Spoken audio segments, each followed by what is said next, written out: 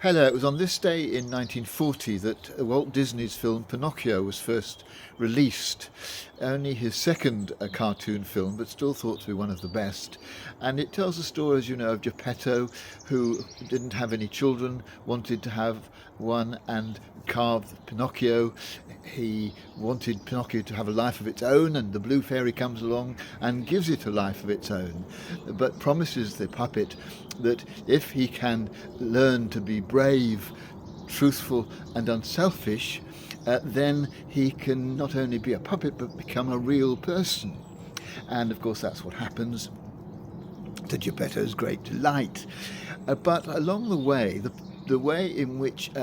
Pinocchio is guided towards being brave, truthful, and unselfish was by Jiminy Cricket, a companion who was, in essence, Pinocchio's conscience, guided him, told him what was right and wrong, helped him to behave in ways that led him towards becoming a real person. And Jiminy Cricket didn't appear in the story from which the film was taken. He was an addition to the story by Walt Disney, and it struck me as interesting that the film was produced just 20 years after Sigmund Freud's essay, in which he spoke about superegos and egos and ids. In a sense, Jiminy Cricket is Pinocchio's conscience, and the superego is Freud's way of describing the conscience.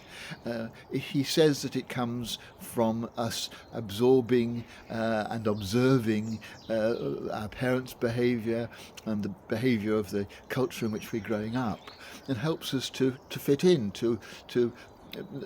accept the same kind of moral values and expectations of how people should behave, so that the superego can inhibit certain things which are antisocial, but encourage other things, and providing us with some kind of moral awareness. And today I just thought I wanted to be grateful for all those who, particularly in my early years, guided and helped me to understand what was right and wrong, and give me some sense of how to behave, and what was good and kind and sociable, and what wasn't, and to be grateful for all those who over the years have helped me, and by their example or by their wisdom helped me to develop my own idea of what is right and wrong. Because of course, for Freud, the superego only came into contact with the outside world through the ego. It was the ego, it was